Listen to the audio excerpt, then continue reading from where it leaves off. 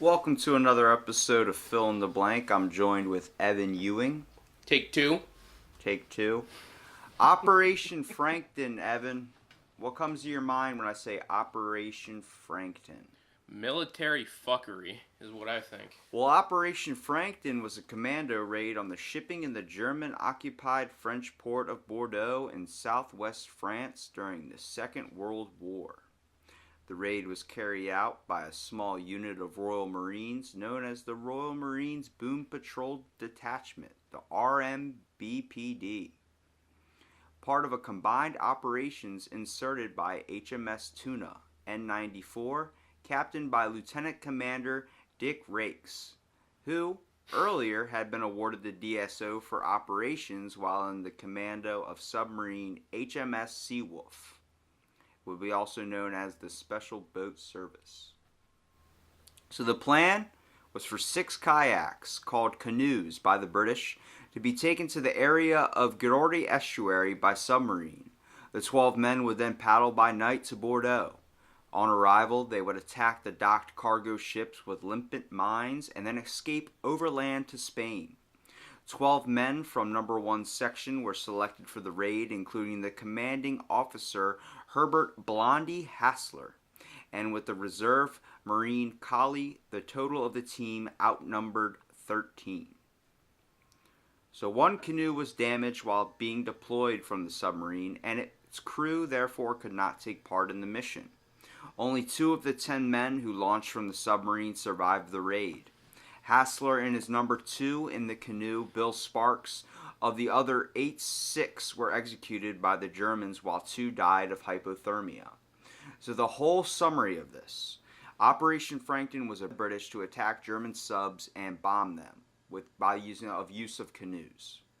So a bunch of men in 6 different canoes, traveling with only mines and bombs, bombing these ships to take them out because they were getting trading resources for the war. They were trying to prevent their war efforts from expanding by limiting the resources that were getting to them.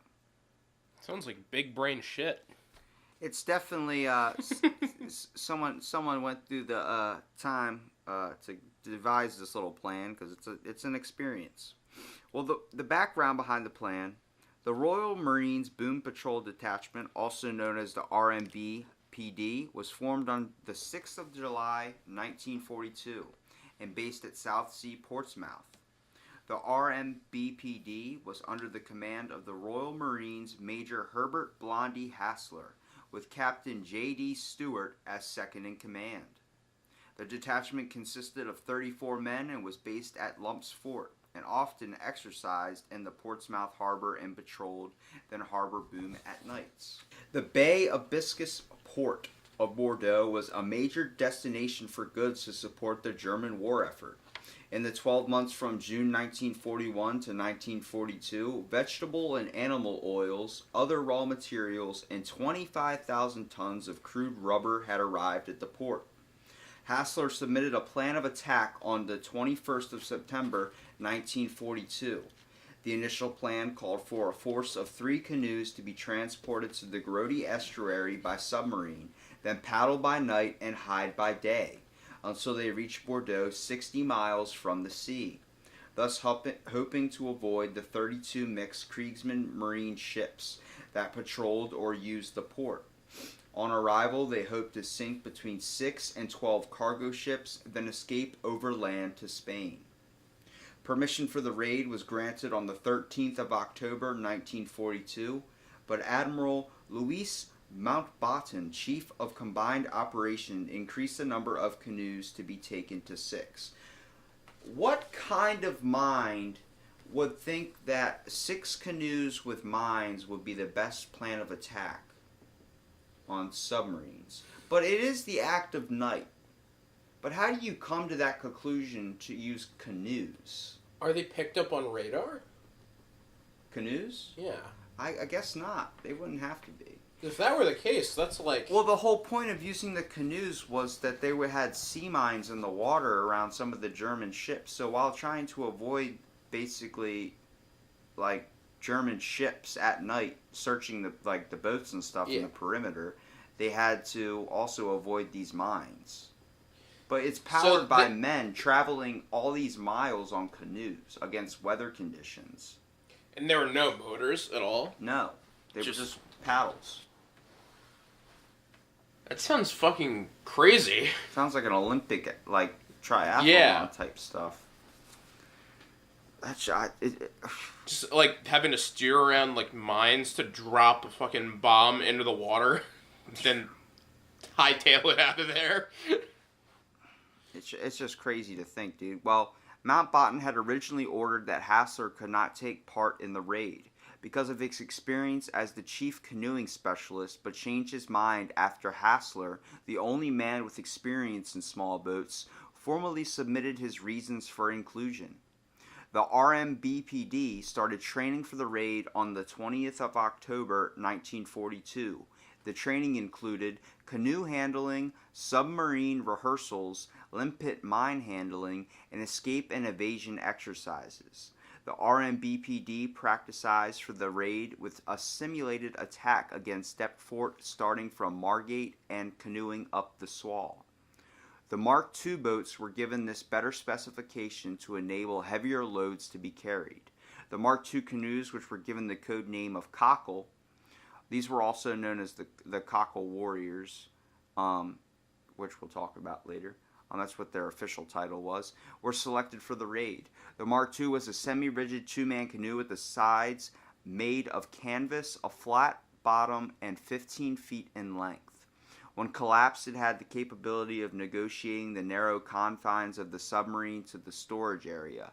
Then, before it was ready to be taken on the deck, erected and stored ready to be hauled out via the submarine torpedo hatch. During the raid, each canoe's load would be 2 men, 8 limpet mines, 3 sets of paddles, a compass, a depth-sounding reel, a repair bag, torch, camouflage net, waterproof watch, fishing line, and 2 hand grenades. Rations and water for about 6 to 8 days, and a spanner to activate the mines and a magnet to hold the canoe against the side of the cargo ships. The total safe load for the Cockle Mark II was 480 pounds. The men also carried a .45 ACP pistol and a Fairbairn-sized fighting knife, which is like a fishing knife. So basically, the gear the crew used was literally the same stuff used in their practice runs. So they were basically, it was second nature to them. They were already familiar with how to use it. They didn't need anything else. They had this small load capacity to make the canoe as light as possible to be able to travel at a fast distance. I mean, you got to think, it's 2 guys rowing a 480-pound canoe. So, let me just get this right. So, the submarine would be surfacing in the, like, in the center of a, like, minefield. The submarine would surface outside of an area. That would be... You can't go with mines. You can't have a sub go underwater. They have those underwater mines and stuff. You can't do that. So what they would do is, without risk of being captured, the sub would probably be like 60 miles out from where they needed to be, drop these people off, and then they would swim through because there were river embankments. So the sub can't go in the rivers. Yeah. So they would just, these guys would canoe down the rivers or canoe down into the area where they were supposed to go, navigating all the mines and the boats and everything, the patrol units, and then bomb these subs. So they would sneak onto the submarine, right? Am I getting that right? No. Okay, so they arrive on a submarine. Yeah. Their canoes are transported by submarine with them in it. Okay. Once their submarine gets up to the surface, they get released. Then they paddle 60, 80 miles all the way to passing all the enemy lines, going over into enemy boundaries, and attacking the enemy ships, which are the enemy subs. The subs would be surfaced for trading. This is how they traded their resources. The Germans, the Nazis, all them, they were very known for submarine warfare type technology. That's their whole... A lot of their trading came that way. It was an easy way for them to trade. But also their ships. They had ships they would bomb too. But they would use these... When they pulled up in the canoe, would pull up magnet to the side of the ship or something in their canoe, and then plant these mines, and then they would go paddle away, and then the next thing you know, they would explode these ships. It's an insane way of style of attack for sure, and by the cover of night too. And That's also, fucking insane. just dealing with the weather. You have to go with how the seas are going to go. You don't know if the sea's going to be choppy or not. Yeah, these guys could just get screwed by, like, one wave. Yeah. Like, a rogue wave. yeah. So the men selected to go on the raid were divided in 2 divisions, each having their own targets. The men in Division A went on night practices in various rivers and harbors where they learned to paddle slightly over dozens of miles. This helped with creeping up on the enemy ships. Division A was filled with Hassler and Marine Bill Sparks in canoe Catfish, Colonel Albert Lavier and Marine William Mills in canoe Crayfish, and Corporal George Sheard and Marine David Moffat in canoe Conger. The B Division, each crew had their own detailed target and report, also given 8 mines to do the job. Lieutenant John Mackinnon and Marine James Conway in canoe Cuttlefish, Sergeant Samuel Wallace and Marine Robert Ewart in canoe Coalfish, and Marine W.A.L. Ellery and Marine E. Fisher in canoe Catchalot. So what would you like your canoe name to be? You got Catfish, Crayfish, Conger, Cuttlefish, Coalfish, Catchalot. Pufferfish. That is not one of the choices. It was Cuttlefish, but okay. Well, I thought you were saying what I would name mine. Oh, you would name it Pufferfish? Yeah. Why Pufferfish? I like pufferfish. Okay. The hell do you want from me? I would name mine like Tilapia or something. We're going off fish names. So, a 13th man was taken as a reserve. His name was Marine Norman Colley. Germans resupplying at French harbors led to this mission, needing a way to stop the forces while the Royal Navy had its own problems. So the British Royal Navy and the fleet could not deal with the trading that was going on, couldn't worry about this amount of ships getting the resources. So they had to recruit this team to do Operation Frankton to complete the mission of what, it would have been a benefit. It's only going to help them if they stop trading with Paris. Yeah. So on the 30th of November, 1942, under the command of Lieutenant Commander Dick Reichs, DSO, the Royal Navy submarine HMS Tuna sailed from Holy Loch in Scotland with the 6 canoes and raiders on board. The submarine was supposed to reach the Garota estuary, and the mission was scheduled to start on the 6th of December, 1942. This was delayed because bad weather en route and the need to negotiate a minefield. By the 7th of December 1942, the submarine had reached the estuary and surfaced some 10 miles from the mouth of the estuary. So like we were saying, where it comes to weather conditions being a problem, imagine having these choppy waves, you're trying to navigate a minefield. Yeah, just like get pushed right into a mine, boom, you're done. Mine.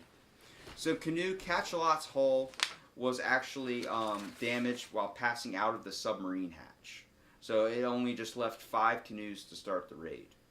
The reserve member of the team, Colley, was not needed, so he remained about the submarine with the Catchalot's crew, Ellery and Fisher. So already 1 of the canoes is eliminated, so now they're down to 5. So that's only 10 men. So according to Tuna's log, the 5 remaining canoes were disembarked at 1930 hours on 7th of December. However, sources differ on the start time between 1936 and 2022. The plan was for the crews to paddle and the rest for 5 minutes in every hour. The first night, 7th to the 8th of December, fighting against strong cross tides and crossed winds, canoe Coalfish had disappeared. Further on, the surviving crews encountered 5 feet high waves, and canoe Conger capsized and was lost. The crew, consisting of Sheard and Moffat, held on the 2 of the remaining crews, which carried them as close to the shore as possible, and had to swim ashore. Carrying on with the raid, the canoes approached a major checkpoint in the river and came upon 3 German frigates. So 2 of the crews wrecked because of poor weather conditions, the Conger and the Cuttlefish. 5-foot wave just screwed one of them. God. So you got to think, these weather conditions were bad. They literally didn't even wait for it to clear up. They just waited for it to get a little bit better, which it delayed it a full 24 hours, and it also trying to do that and avoid patrol boats during these horrible conditions. So put everything they're dealing with, and at night.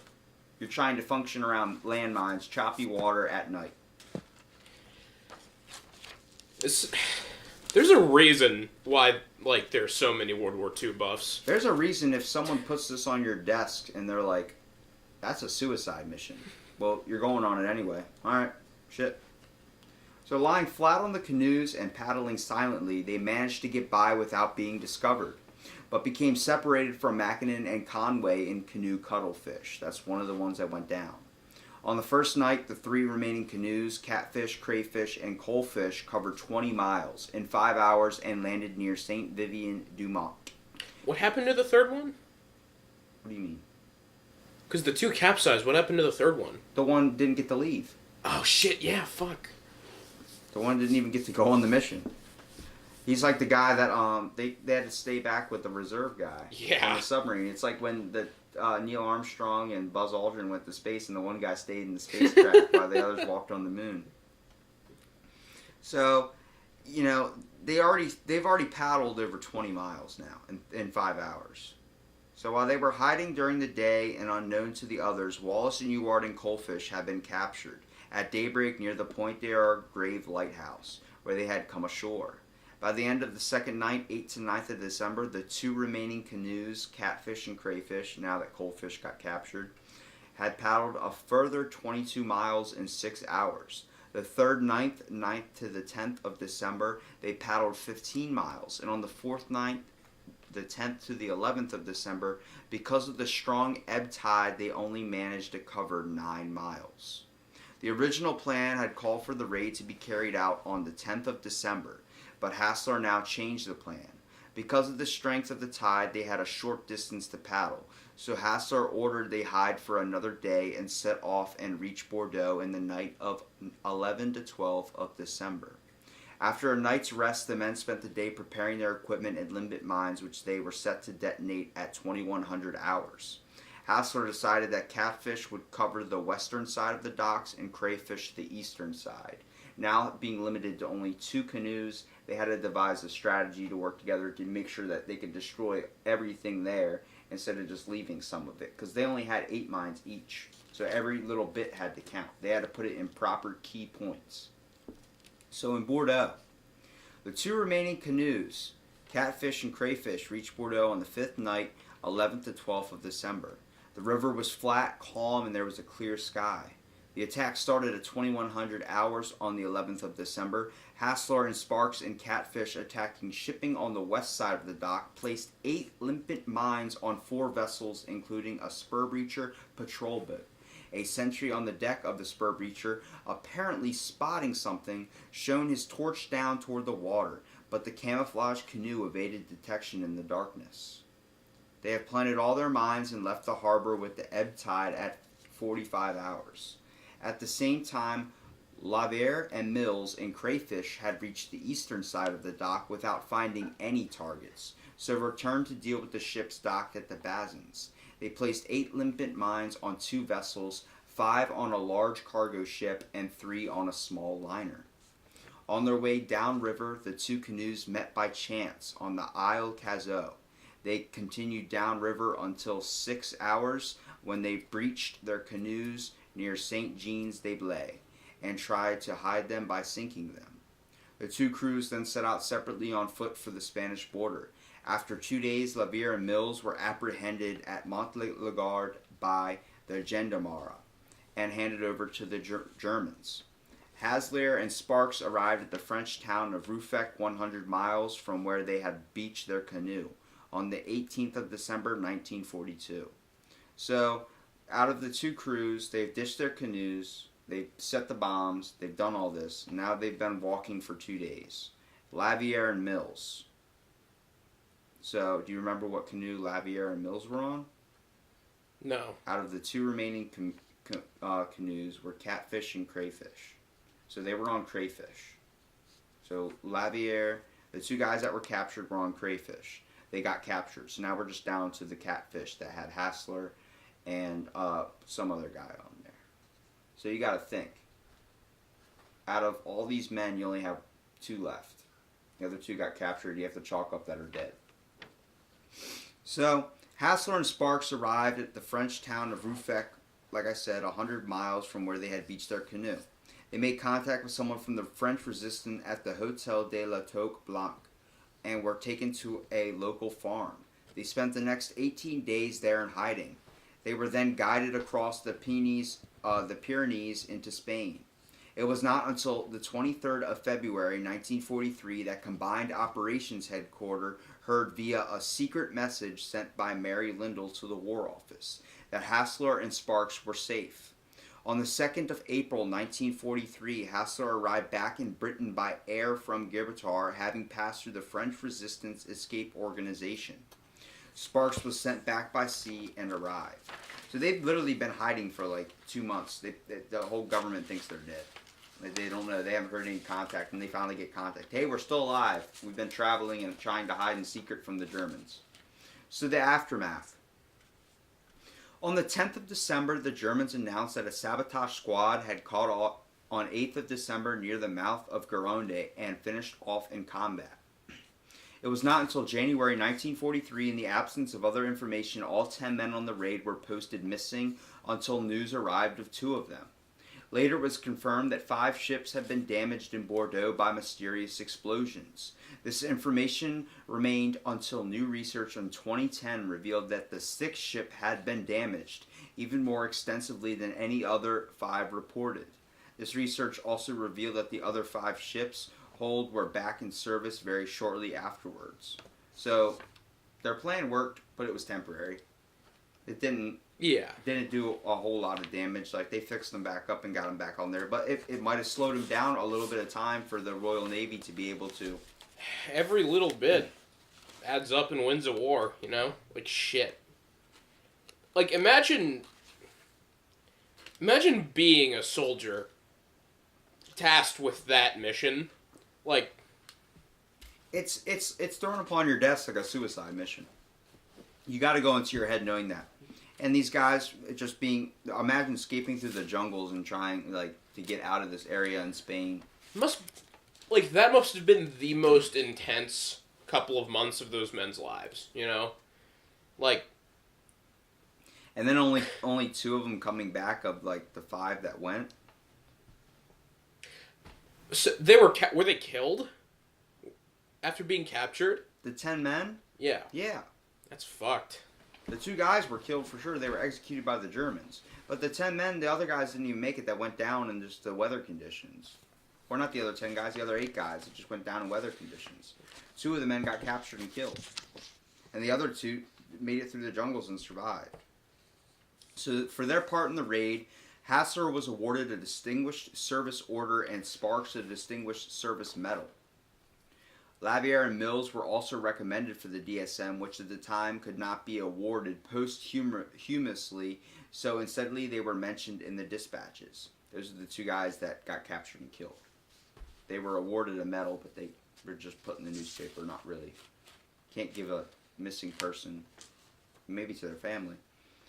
But of the men who never returned, Wallace and Ewart were captured on the 8th of December at the Point de Grave near La Verdun, and revealed only certain information during their interrogation, and were executed under the commando order on the night of 11th of December in a sand pit in a wood north of Bordeaux, and not at the Chateau Magnol Blancfort. A plaque has been erected on the bullet-marked wall of the chateau, but the authenticity of the details on the plaque had been questioned, indeed given the evidence of a statement by a German officer who was at the actual execution. There can be no doubt that the chateau has no link with Wallace and Ewart. A small memorial can also be seen at the Point de Grave where they were captured in March 2011. A $100,000 memorial was unveiled at this same spot. After the Royal Marines were executed by a naval firing squad, the commander of the Navy, Admiral Eric Rader, wrote in the Skritzenslurg War Diary that the executions of the captured Royal Marines were something new and an unintentional law. Since the soldiers were wearing uniforms, the American historian Charles Thomas wrote that readers' remarks about the executions in the Skritzenslurg War Diary seemed to be some sort of ironic comment, which meant have reflected a bad conscience on the part of the radar. After having been set ashore, McCannon and Conway managed to evade capture for 4 days, but they were betrayed and arrested by the Gendarmerie and handed over to the Germans at Le Royal Hospital 30 miles southeast of Bordeaux, attempting to make their escape way to the Spanish border. McKinnon had been admitted to the hospital for treatment of an infected knee.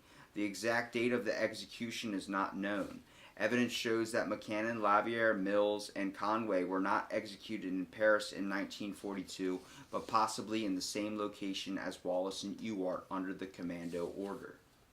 So you got to think, when they said they were betrayed, that means because French was supposed to be neutral. Yeah.